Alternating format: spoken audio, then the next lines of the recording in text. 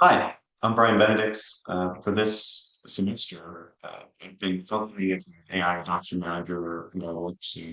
I work for the Naval Air Warfare Division, uh, Naval Air Warfare Center Aircraft Division in Lakehurst, New Jersey. We're under the Assistant Command of NAVAIR, and obviously the entire umbrella of the U.S. Department of War. So as of late, given the current political climate, what we've seen in the economy, what we've seen for federal workforces across agencies. There's a little bit of apprehension around integrating AI in day-to-day workflow. So I decided to, in the thematic push for AI or human AI interaction that we've talked about in our course, I wanted to tackle this issue in a real fashion with real people, with real fears, and I'm excited to share with you some of the lessons that I've learned.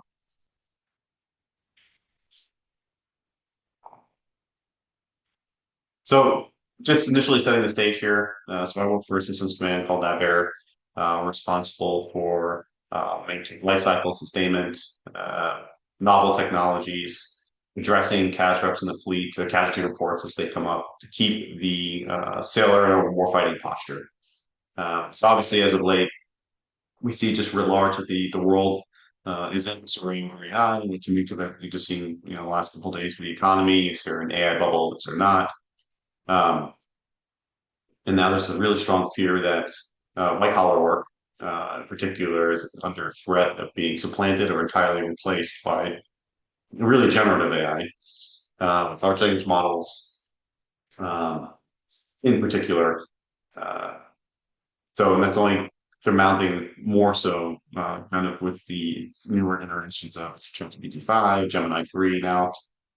So, what the problem with that is, it really in the workplace, it prevents a meaningful conversation about what AI is, first and foremost. So, studying the definition is something that's important.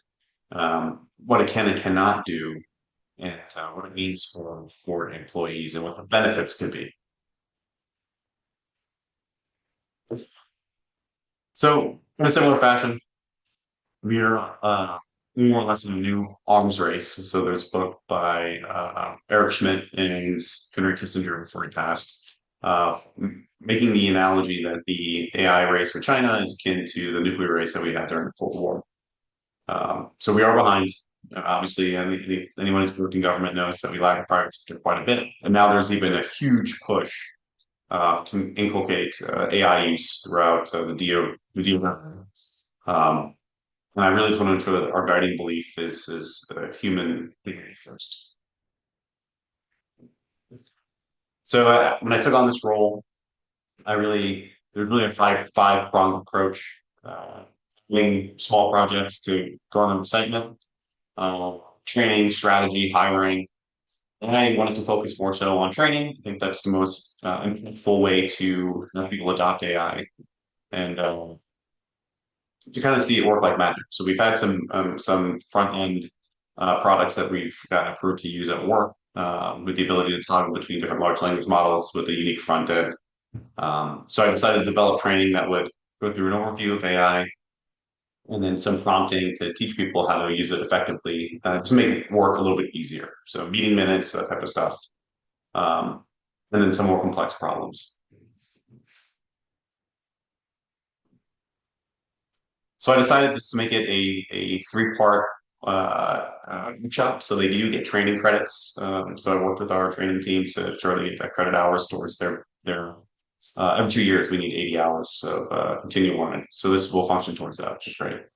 So I developed a training PowerPoint that covers overview of artificial intelligence and machine learning. So a lot of the traditional machine learning algorithms we talked about 520, for example, and then deep learning, some concepts there. Not overly technical. We'll get to that. Um, and then lastly, going into just basic prompt engineering and then hands-on practice. And then I really wanted this to be inclusive of people of all ages, especially those in the mid cadre, 30s to 40s, people with years of achievement, comfortable with using some of the new burgeoning technologies out there. But really something that was accessible. So a lot of the things I've learned, um, involve all disciplines. So we have logisticians, software engineers, cybersecurity specialists. They're all the parts of play, and AI can help each individual discipline. It's not endemic solely to one. It's not a software engineering product. It's an everybody product.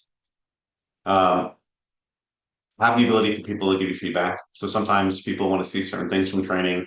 Maybe they wish to spend more time with prompting. I've gotten that more technical. I've also received things like that. So you don't want to be so esoteric and you tell people that kind of it's a turn off from them even exploring the topic further.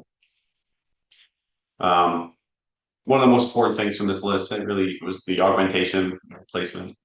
So we've definitely had some pushback from some those who are a little bit the older generation, but even those who are closer to my age in their 30s, who see this as a threat to their not only to this their livelihood, but also their value as a human being, their ego, um, and trying to facilitate discussions that guide them in a direction that's more about collaborative work and augmenting, and then only replacing using AI to do things that you normally want to do, and now you have the freedom to think about other things creatively.